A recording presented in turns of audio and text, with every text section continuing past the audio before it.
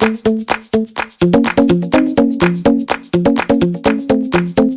everybody. Welcome to La Lista, a LatinX writers podcast. I am your host, Ruben Mendive. Today, we have a new writer guest here. My first question to my guest is always, what's your name? How do you identify? And just a little bit about you for the audience at home. Hi everyone, my name is Eva Recinos. I'm an arts and culture journalist and a creative nonfiction writer born and raised in Los Angeles.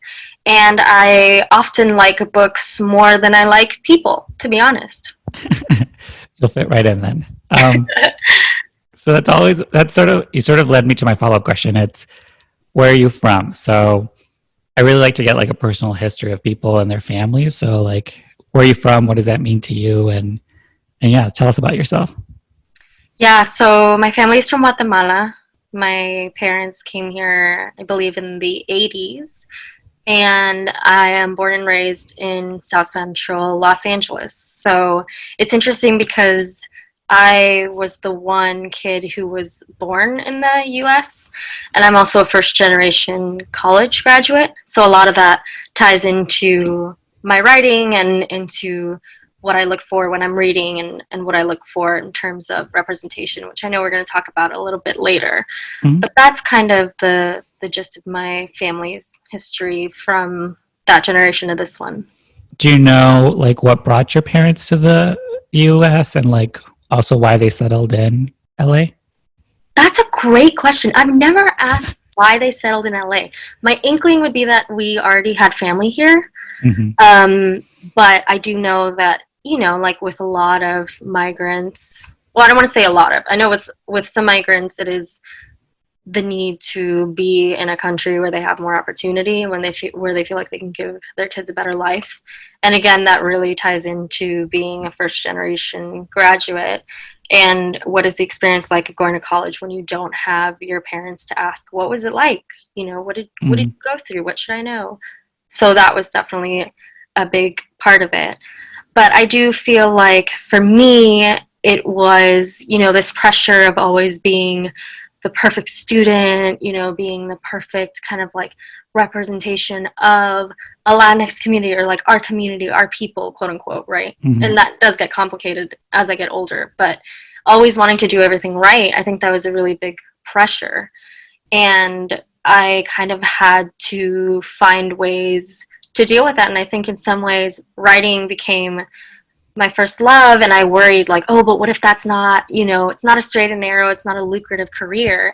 And I'm lucky that my parents were really supportive of me wanting to do that. Primarily my mom. My mom's been a single parent since I was around 12 years old, and she's always extremely supportive, extremely excited for me, and I think that is very much a privilege and something I don't take for granted.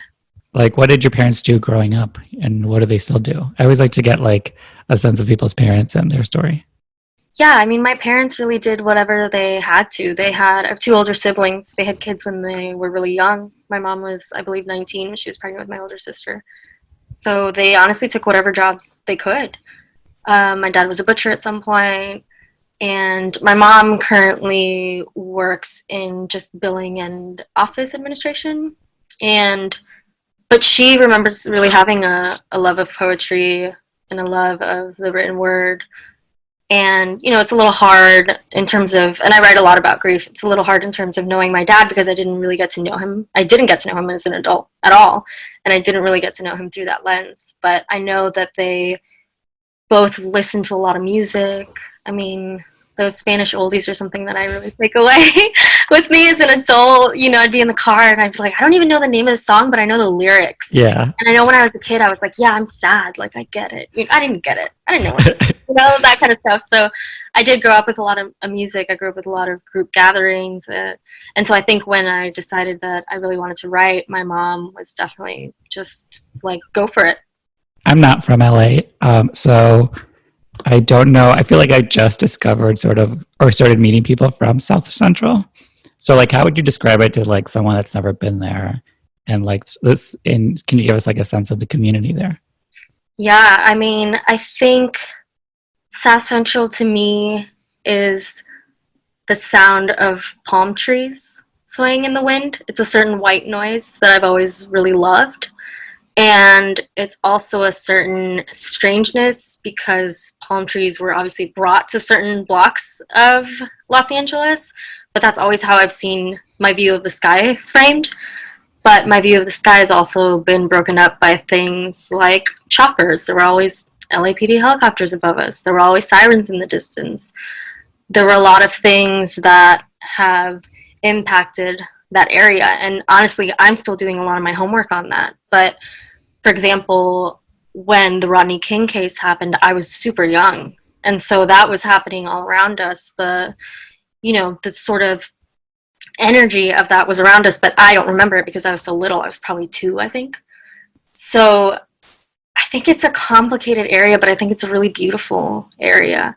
I think that a lot of the times it's stereotyped. I talk about this in my writing, some of which has come out, some other essays that I'm working on that we can talk about later. But I mean, taking an Uber ride to South Central is just, you never know what the drivers are going to be like. And a lot of times they don't know that they're taking me to my childhood home.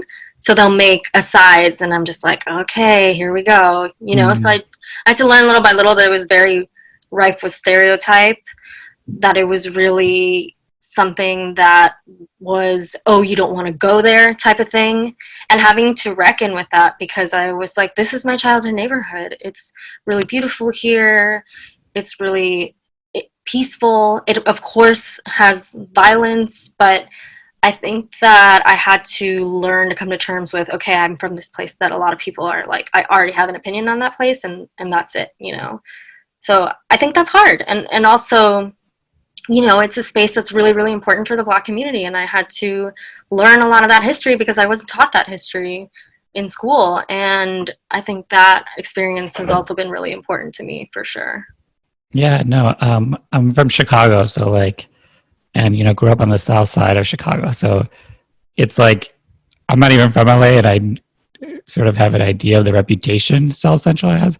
So even me from being from Chicago, I'm used to the same thing, oh, the south side of Chicago. And I'm like, it's kind of big. There's a whole scape, and of course that works through a lot of depictions in media. For sure. And people's ideas are just coming from that, which might not be that well informed. Yeah. So I'm curious of how you would describe your household growing up. You mentioned you had some older siblings that were, born in Guatemala. So can you sort of give us a sense of what it was like growing up?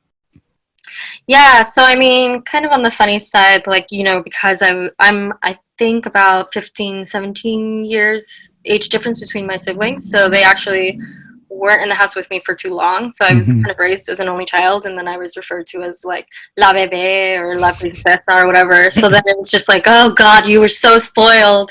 And that concept of being spoiled ended up being fascinating for me later, because it's you were spoiled in terms of you had all the attention of our parents, but also in terms of, let's talk about privilege, right? For me, it was how am I breaking down the ways in which I was quote unquote spoiled?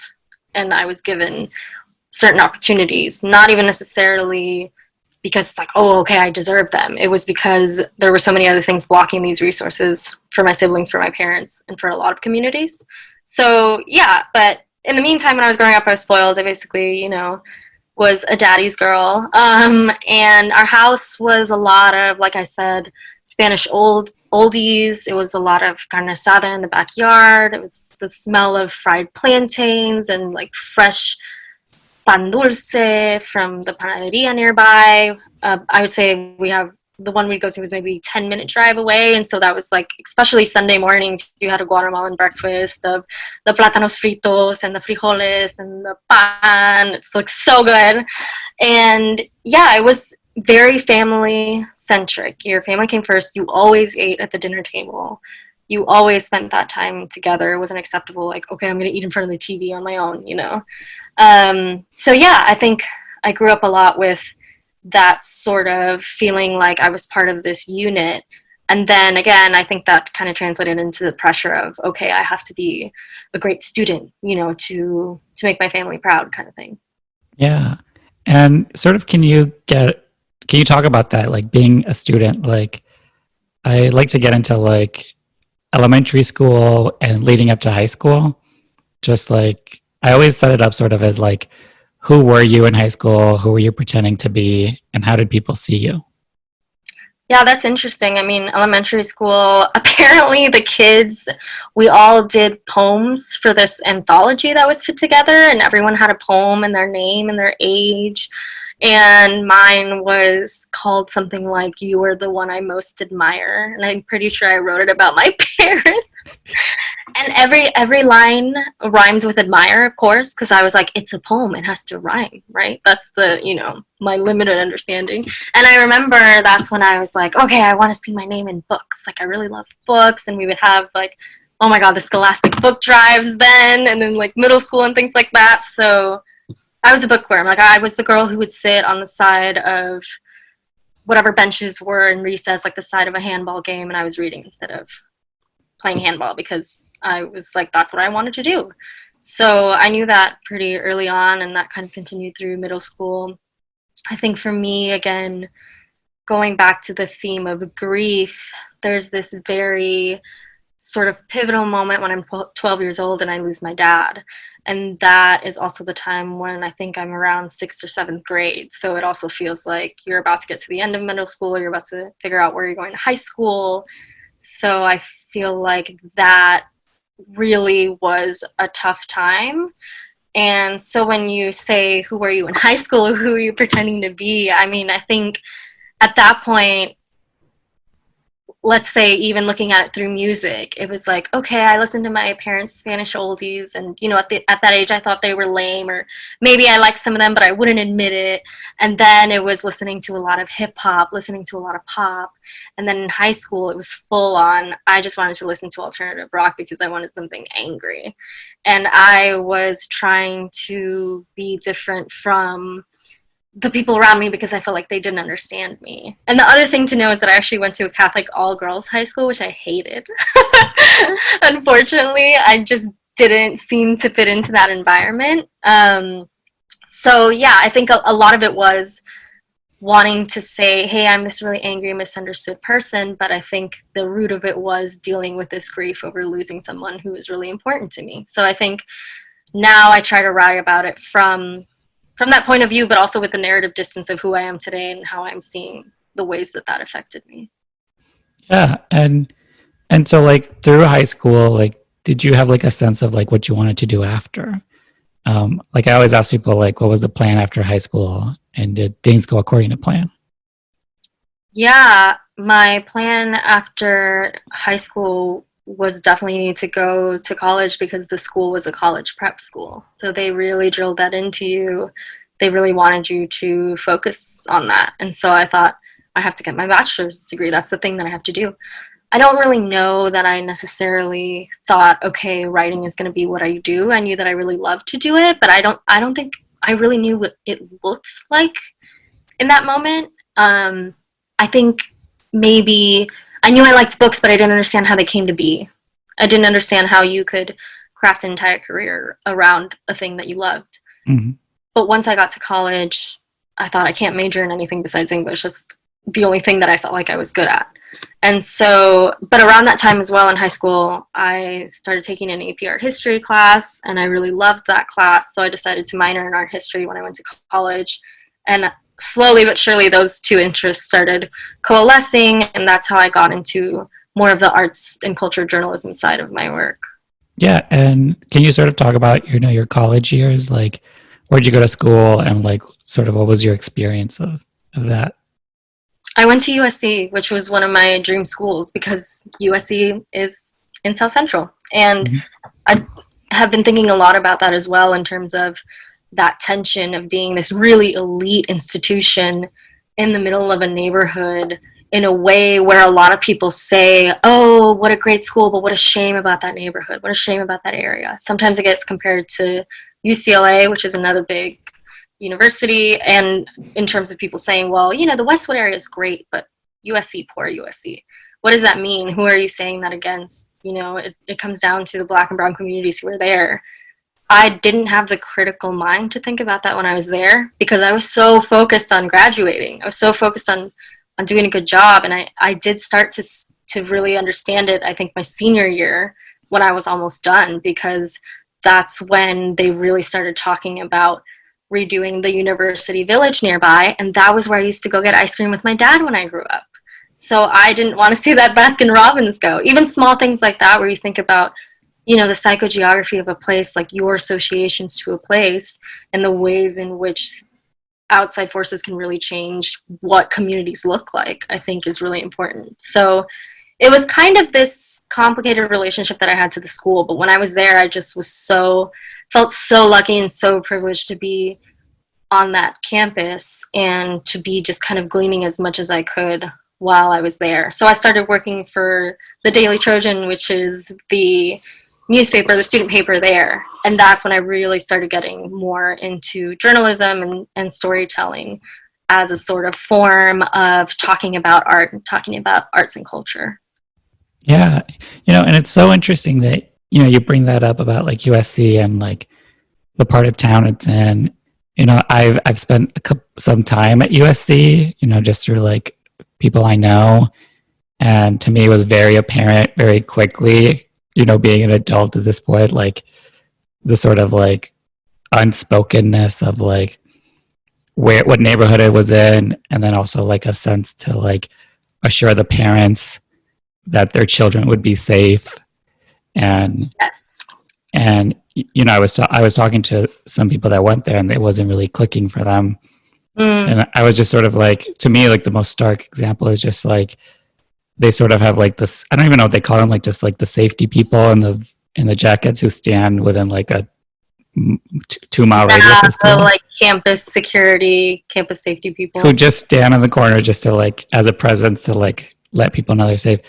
And I was sort of telling them like, some of these people are probably from the neighborhood, and like, what does it mean to like be protecting these like white, kids from Orange County, Republican families who are coming, and sort of like having to be like the people they're protecting, like they're protecting them, those people from themselves in a sense of like, that is the job description.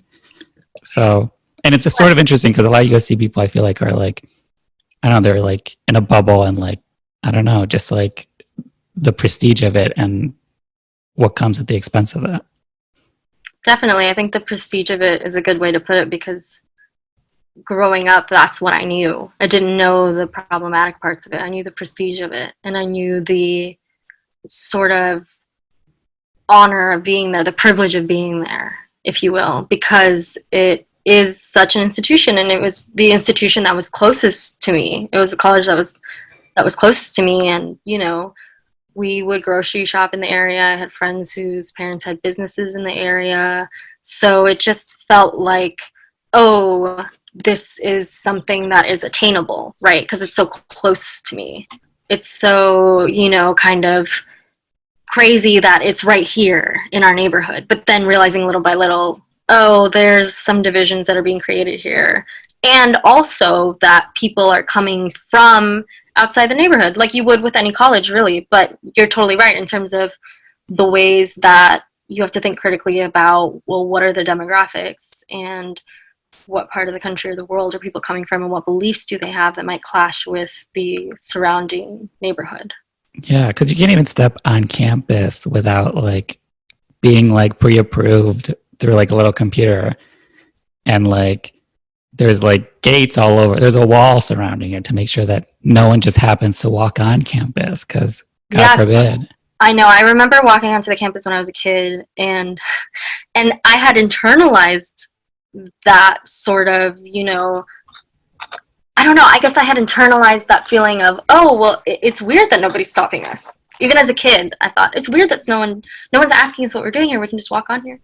And then it was my senior year that they started to talk about that gate that was going to be closed after a certain year. And so that was really weird. It was really weird to be still, I'm on the cusp of graduating, and then this conversation is coming up. And there were some really, really racist things said against the Black students who were on campus. There were some really awful sentiments that were, probably just highlighting what was already there. And that felt really strange, because I felt like I was on both sides, right? And also talk about in terms of people of color on the campus. Like, I was a student, so I was part of the problem, but I was from the neighborhood. not the direct neighborhood, but I was only a 10-minute drive away from the school. So I was also part of that community. So it was such a weird thing for me in terms of thinking my identity, for sure. I don't envy anybody that like is like aware of those things while they're like walking through that campus. Yeah. And so, that's my rant against USC.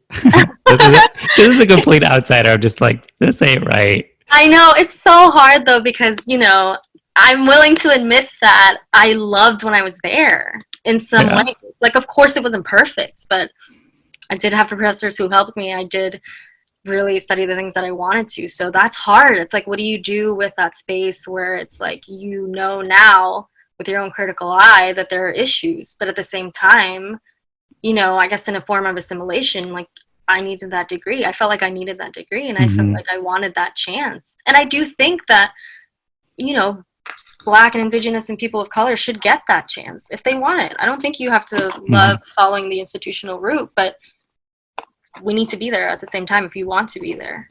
Yeah. And so like sort of again, after college, like did you have a plan? What was the plan? Did things go according to plan?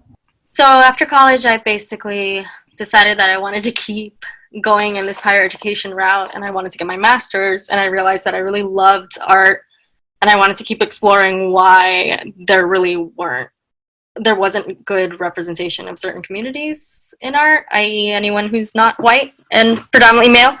And so I decided to go to the San Francisco Art Institute to get my degree in contemporary art history. And so I was there for a couple years and was studying, and then came back and thought, oh, actually, I don't know what I'm going to do now. Now that I have the 2 degrees, I actually don't know what I'm going to do. So that was really the moment where I started freelance writing, I started working in social media, and slowly but surely started reaching out to more editors at publications and pitching the kinds of stories that I wanted to write. And a lot of that meant going to artist editions, interviewing artists, and then kind of expanding into arts and culture in general, talking to writers, talking to musicians, thinkers, creators, anything in that sort of realm, but always wanting to come at it from the lens of focusing on communities that I felt like got left out of mainstream stories and mainstream media. Yeah. And, I'm always curious about like freelance writers, because you just read articles on like in media, on websites and papers, and it's like a journey for that writer to get it on there. So can you sort of like talk about that? Because I don't know anything about that.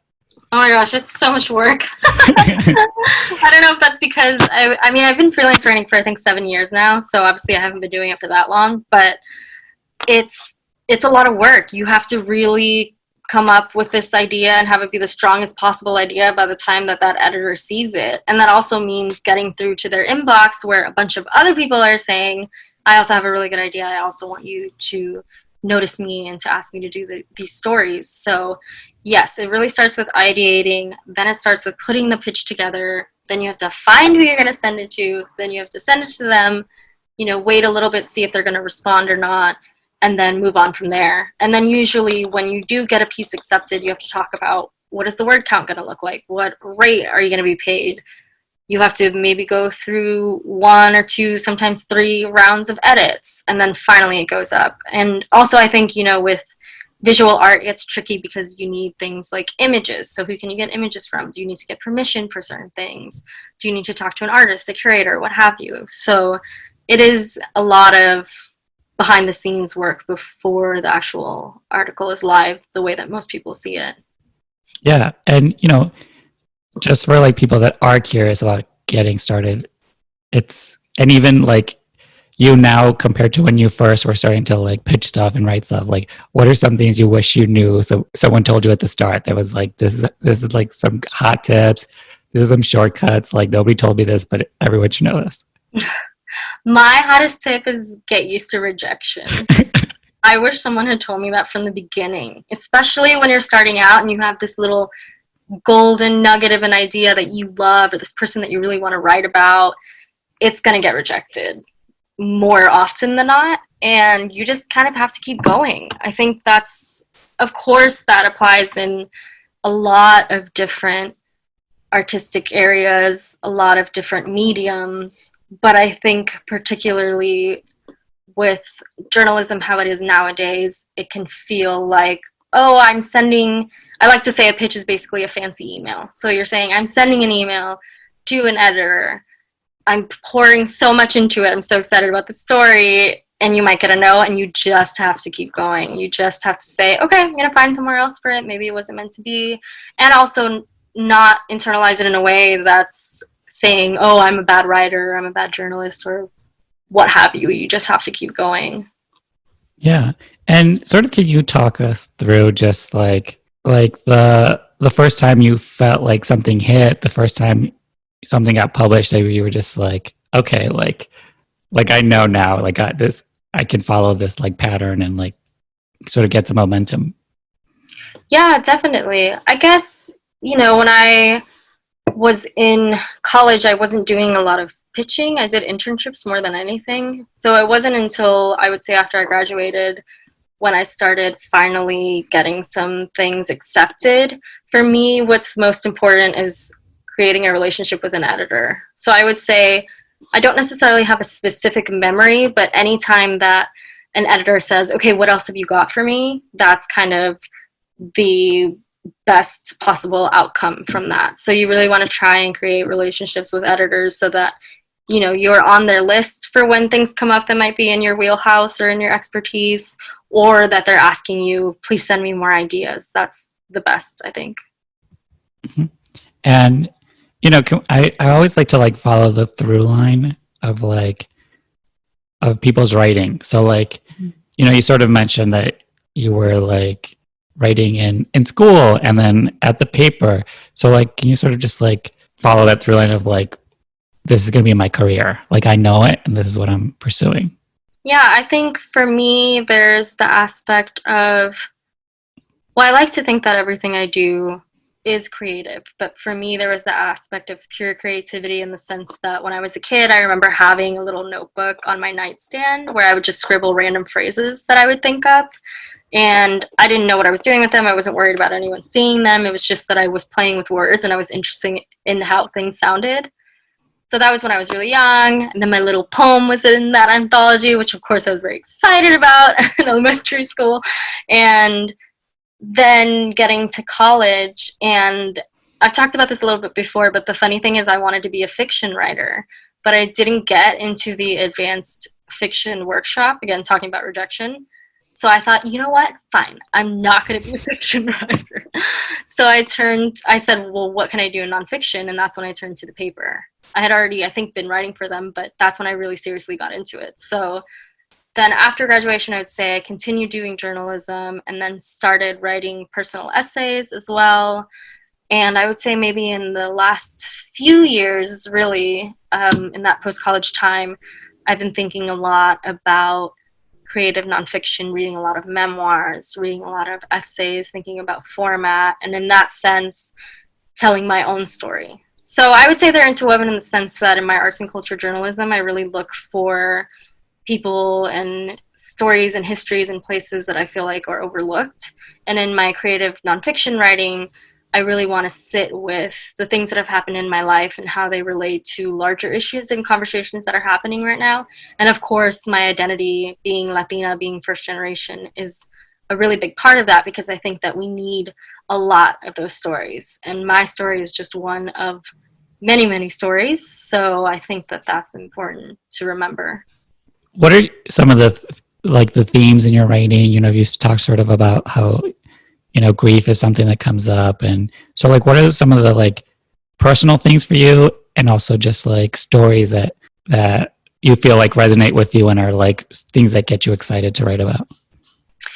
Yeah, so I would say that a lot of it is in my own creative nonfiction writing, a lot of it is thinking about higher education, first generation identity, and also what stories are out there or are we quote unquote allowed to tell about Latinx identities. Because as much as I'm talking about, well, I was so excited to go to school, I was so excited to do things well, I want the essays that I'm writing about to poke holes in that story. So I talk a lot about mental health. I went through a lot of mental health challenges. I think some of them spurred by this need for perfectionism, this pressure to not waste the opportunities that I was given, to not feel like I was letting my parents down. And that weighs on you. That weighs on a lot of people from a lot of different communities. So mental health is something that I definitely also talk about. And also this idea of, if you are from a community that doesn't get talked about, you have to be sort of the perfect poster child for that community. First of all, Latinx people are not a monolith. So one story, 2 stories, 10 stories should not stand for the entire community. And I think I've felt that pressure before, for sure. And second of all, they shouldn't be the only stories that people care about, shouldn't be the ones where it's like, this person is perfect and they did everything right, and that's why they deserve, you know, citizenship. That's why they deserve to be seen as a whole person. When a lot of the times, a lot of these other communities get to be, and by other communities I mostly mean white people, get to be complex and flawed, and people are interested in that, where they're not as interested in when Latinx people are flawed, you know. And I think a lot of the times it's sitting with, again, the way that I internalize this narrative of I have to do everything right, otherwise it's not, you know, I didn't do something correctly, or I let some people down. But that's not being just a person. So I think that's definitely important. And then in my arts and culture journalism, a lot of it is in contemporary art history. There's just, like in a lot of areas, a lot of discrepancies and a lot of disparities in who gets represented and whose art gets seen as the important art. Who are the people who are important in the movements?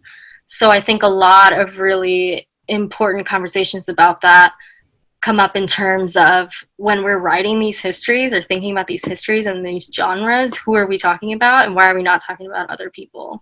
And also just the space for joy too. When do Latinx communities, Black communities, Indigenous communities, communities of color, when do they get space for joy? If they're making art about that, you know, it doesn't always have to be out of suffering. Of course it can be that if you want it to be, but just, again, being able to have this sort of spectrum of what you want to put out there in the world, just like any other community wants. Yeah. And, you know, I am curious, you know, because I interview a lot of playwrights, television writers, and we always talk about, like, not only representation, like you mentioned, in the stories we're telling, and but also, like, who gets to tell those stories, and, like, who are the people that approve those stories, and so I am curious in what your experience has been like, just because, especially now, because in the last couple of weeks, with, like, the sort of, like, reawakening of the larger, like, narrative that Black Lives Matter is, like, something we should all be saying, and there's sort of, like, a reckoning within a lot of industries, a lot of companies who are just sort of, like, just examining for the first time how race plays a factor in their business and the content they create. So, like, what sort of has been your experience of, like, as who you are as a person, but also in you trying to tell the stories of, like, non-white people? I think that's important. I think a big part of it is acknowledging, like you said, I think in some ways it feels like just now, like we need to talk about it just now, or currently it's being talked about, when it's been that way for so long. I think that's really, really important to keep in mind. And I'm always learning. I never want to sound like I know everything, because I absolutely do not. And I think that's so important for writers and really any artist to accept and to explore in a lot of ways. And I guess in my own work, I try to be a conduit. I am interested, of course, in the ways that I'm reacting to these artists' work, but I love interviewing them and talking to them, because I want to hear it in their words. And a lot of these artists sometimes say, you know, thank you so much for writing about it. I'm so excited. Like, it feels like a validation of their work, and they absolutely deserve that. And I think that's a really big part of it for me. But it's also just saying, what am I not familiar with? You know, what artworks challenge me? What artworks confuse me? What artworks stay with me in a way that I need to unpack as well? And sometimes I do that work outside of the article. You know, sometimes I'm the conduit for, I hope, for these artists to talk about their work, and then I sit with it even afterwards, and I sit with it when I see it again in person. I think that's a really big part of the work that I try to do. I'm always curious if like people ever, especially children of immigrants, have you been back to Guatemala? Do you know? Yeah, I used to go almost every year, if not every other year, when I was growing up, but at this point I haven't been in more than 10 years. And I've definitely had to sit with that in terms of why have I not gone? What will it mean to go as an adult? It's different when you're there and you're like, okay, we're going to see your tia. Yeah. But you don't get to decide where you're going to go. No, you're just there. You're there to do what your mom tells you you're going to do, and that's it. At least in my experiences when I was younger, the time was very structured for me. It was decided where I was going to go, which makes sense because I was little. No one's going to let me loose in this week. But, as an adult, I'm waiting for that moment when I go back because it's going to be so different. And I want to know what places I haven't been to before. I want to know what I'm going to see through the eyes of someone who's much older. Of course, I want to see the art and talk to artists who were there. That wasn't something that was on my mind when I was little. Mm-hmm. And I think I'm definitely already realizing it's something that I'm going to have to write about, just even maybe just for myself. I don't know if even for publication, just to unpack it, because that is part of my story. That's part of our family's story, but I just haven't been there in so long. And I think the other thing is, again, talking about grief and about personal history, there's a lot of heartbreak that I associate with Guatemala specifically, in terms of family members that we've lost. So, for example, I haven't been since my grandma passed away. And thinking about space and place and what am I going to feel when I go to these places and I'm met face to face with that personal history in a way that when I was a kid, there's no way I would have understood that. And things were different then. So I interview a lot of LatinX people, and I've noticed a pattern that for a lot of them, it's a journey to like claim that identity, feel comfortable in that identity. So sort of what has been like your journey of like your personhood of like this identity for you? My mom was a single mom, and that was hard for us at first, but down the line we got really close. So I talked to her maybe every day or every other day, and I call her and I talk to her in Spanish, and then once in a while I'm like, wait, what's the word for this? And people have talked at length about this, probably better than I even can, about Spanish being a colonized language, and I agree, it doesn't prove whether you're Latinx enough or not. But of course I feel a little bit of a disconnect when I'm a writer who loves the English language and who knows the English language in a very complex way. Like, I can give you a few words for how I feel, and then in Spanish sometimes I grasp for even one. And then also interesting parts of what happens when I can't even find a word in either language. So I think that's really interesting. I'm always forever trying to get in touch with that and to push myself to read a little bit more in Spanish, because I'm also feel like I'm missing that part of it too, in a way. But otherwise, I think for me, it's hard not to think about my identity. Particularly, I wrote an article recently, or an essay recently, about our tradition of making tamales every year.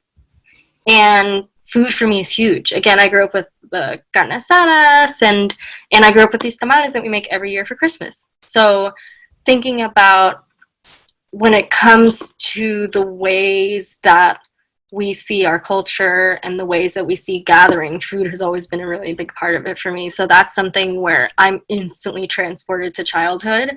And I love that. I've always loved that. And I love sharing it. Every year I think we make close to 100 tamales. So every year I'm always like, do you want one? Have you tried one? You should try one. You should have one. You should experience this part of my identity that I've always been close to. That's extremely important to me. And I guess, now we have a lot of resources at our disposal, so I really try my best to use even simple things like Instagram or the internet to see what I can learn, what parts am I missing. So I think for sure the visit that I haven't had in all those years is probably going to bring up new things that I haven't thought about in a long time. And, I'm always curious because as writers, we sort of like have an idea in our head. We put it down. We're like, it's like an accomplishment. Hopefully it feels like if you're good to yourself. But I'm always curious about people's reaction. So like, what have you gotten reactions from pieces you've written Because sometimes I think as writers we're like, I'm the only one that knows this, I'm the only one that feels this. So like, have you had that experience of like other people like resonating with it? Yeah, definitely. I think at the beginning of really getting interested in memoir and creative nonfiction writing, I did think, okay, I want to tell the story. I think it's important to tell the story, but I did worry about, oh, well, it's my story. Like, is it weird for me to just be sharing this thing that happened to me? And I think in a couple instances, specifically with the mental health writing, I've had people who say, you know, you put words to a way that I've felt. You've put words to feelings that I often find really hard to explain. And so I think that for me is absolutely the most rewarding part. I think that I think it would be disingenuous of me to try and boost the stories of other people and not tell my own. But at the same time, there's a little bit of tension because I never want to come off as, again, like representing the whole community. I never want to come off as feeling like I'm going to let anyone down. So for me, it's really rewarding when people say, I get it. I totally get it. And also, I get it, but here's maybe how I experience it a little bit differently. I love that because I think that's what needs to keep happening, especially when it comes to representation. Yeah, and I think that's so funny too when we talk about representations. Like you just mentioned how it's like I don't want to feel like I'm speaking for like this community that, but it's funny how like I feel like white writers don't ever think about that. No, they don't. And again, that's going back to the flawed identity. You get to Yeah. be flawed because you don't feel like you're letting your community down because you're just a person. Yeah. And I think for me, there are some things in the work I'm writing right now where I'm like, we're going to talk about that mistake I made, and my mom doesn't know about some of those things, you know? And I think, again, like growing up so close knit and so Catholic too, that's going to be its own sort of reckoning. But yeah, I mean, I don't think white writers get asked, how do you think this represents Yeah. your community? So I'm always curious about the writers that my guests are fans of. So the way I always frame this question is these are like heroes of yours. These can be peers. It can also be people you're Instagram stalking who like you don't know, but you love the work they're putting out, and you're like they don't know it, but you're like a huge fan. So who are some of those people for you? I have such a long list of those people. Because again, I tend to like books more than people. But then I tend to like the people who write the books. Uh, it's so hard for me, but I did try to write a list to at least give you a shorter answer.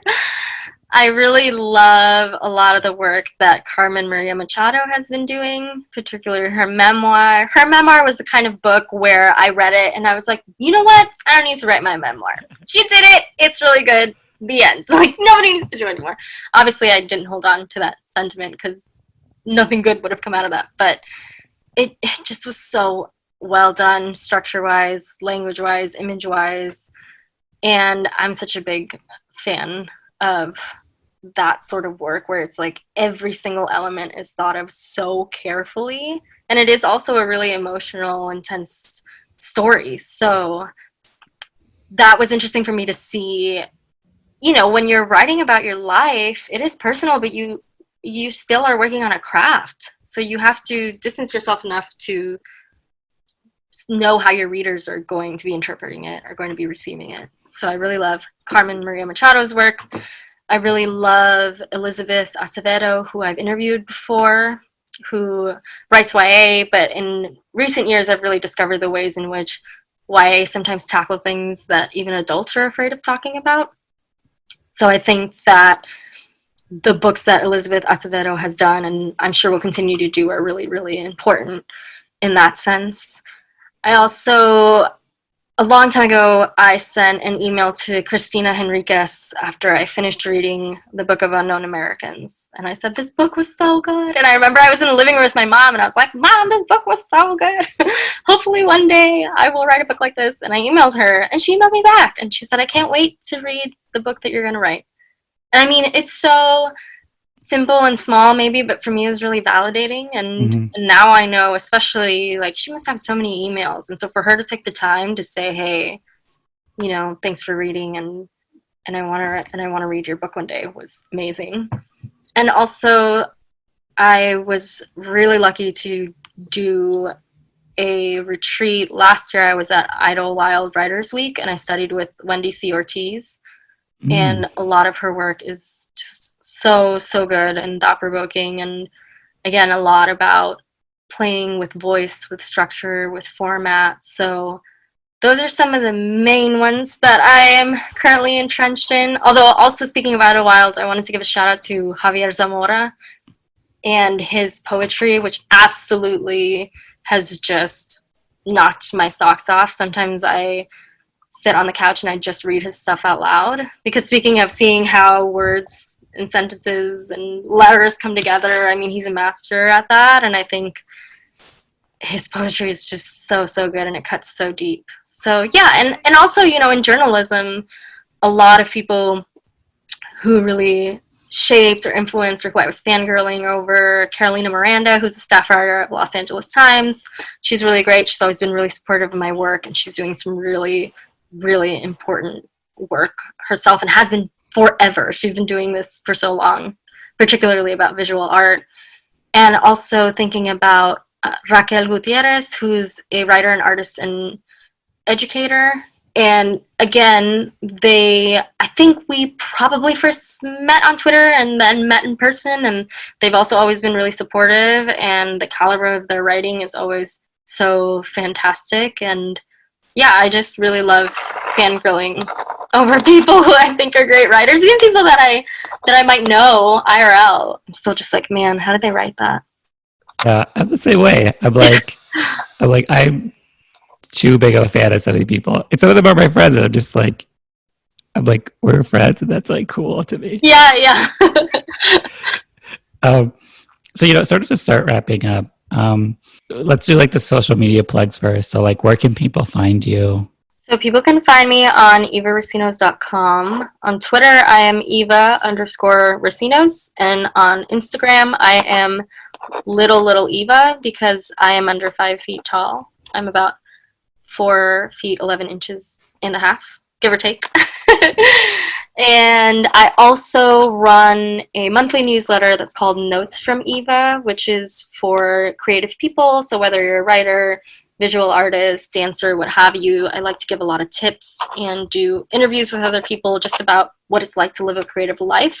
And I also do roundups of opportunities like residencies, prizes, grants, calls for submissions, what have you, that people can look into. So I like to gather them in that newsletter just to help, because that's time consuming. So if I can have it in one place for people to just go ahead and apply for the thing. I always say just go for it if you can, if it's within your resources and your time. Always apply to things, because the worst that they can say is no, and then you move on. So yeah. Yeah, no, that's so cool. And because you're right, it is a lot. I feel like I'm fine. I always find new stuff that I'm like, oh, people should apply to this, but like, it's very cool that you're like packaging it all for people so they can. Yeah.